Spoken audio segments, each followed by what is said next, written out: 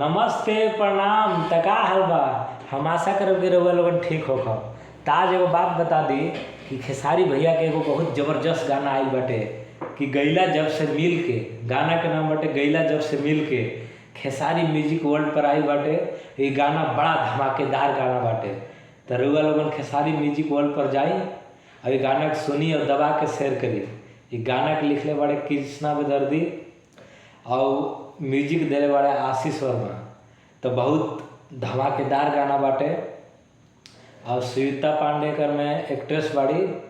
तो बहुत अच्छा गाना बाटे। रउआ लोगन जाई और सुनी और दबा के शेयर करी खेसारी भैया के गाना के।